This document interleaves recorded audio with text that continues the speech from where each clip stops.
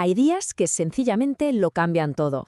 Días en los que la naturaleza nos pega un toque de atención y nos recuerda lo vulnerables que somos. Hoy vamos a analizar uno de esos días, el día en que la borrasca Nils, un temporal de viento como no se había visto en 20 años, obligó a toda una comunidad a pisar el freno. Venga, vamos a desgranar qué pasó exactamente. Todo comenzó con un sonido. Imaginad la escena.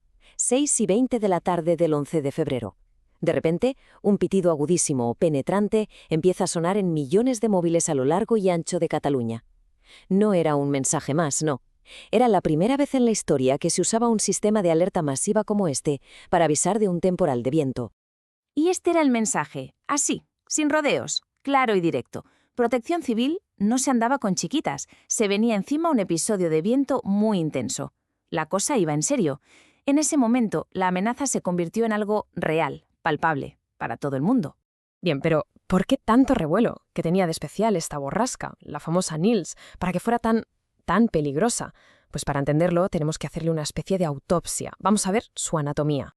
Y aquí está una de las claves. Ojo que esto es importante. Nils no apareció de la nada. Fue nada menos que la octava gran borrasca de un invierno que no daba tregua. Formaba parte de lo que se conoce como un tren de borrascas. Llevaba lloviendo sin parar desde finales de diciembre. ¿Qué significa eso? Pues que el suelo de toda Cataluña estaba totalmente empapado, saturado de agua. Los árboles ya tenían las raíces debilitadas antes de que llegara la primera racha de viento fuerte. Y ahora agarraos, mirad la fuerza bruta de Nils en cifras. Se llegaron a registrar casi 167 km por hora en el Montseny, una barbaridad. Pero lo que de verdad pone los pelos de punta son las rachas de más de 100 km por hora a nivel del mar, en sitios tan críticos y llenos de gente como el puerto de Barcelona o el aeropuerto del Prat. Esa velocidad es literalmente el umbral a partir del cual todo empieza a romperse. A ver, para que nos hagamos una idea, la capacidad de destrucción del viento no es lineal, que crece de forma exponencial. Una racha como la del Montseny ejerce una presión salvaje, una fuerza capaz de reventar tejados industriales, de hacer añicos cristaleras o de arrancar de cuajo árboles que ya estaban, como decíamos, con el terreno blando. La física se convirtió de golpe en una amenaza muy real. Y claro, con esa fuerza desatada, la teoría se acabó. Lo que vino después fue la cruda realidad. El jueves 12 de febrero, Cataluña no amaneció. Amaneció sitiada por el viento. 2408. ¿Qué es este número? Pues es el caos en cifras. Es el total de avisos que tuvieron que atender los bomberos de la Generalitat en un solo día.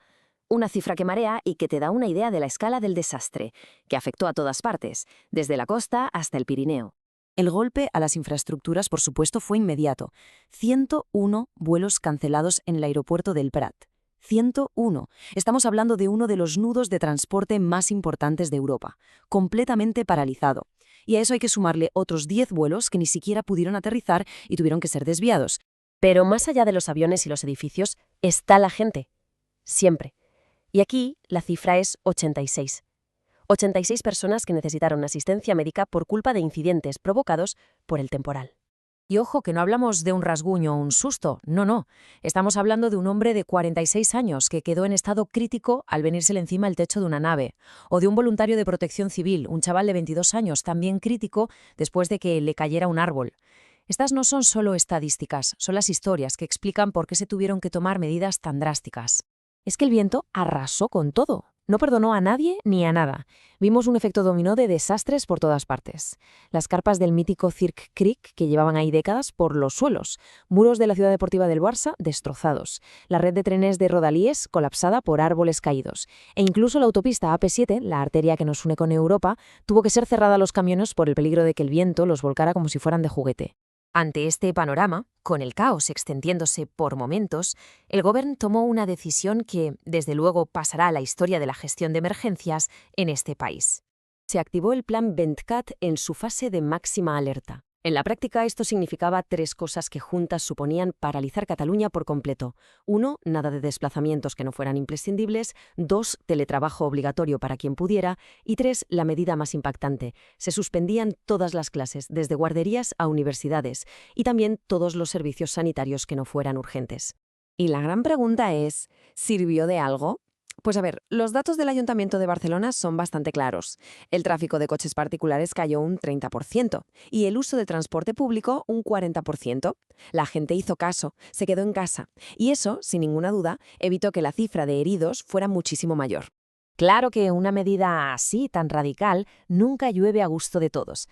Y casi al momento saltó la polémica. ¿Era una medida proporcionada para toda Cataluña o se había diseñado pensando sobre todo en los riesgos de una zona tan densa como el área metropolitana de Barcelona?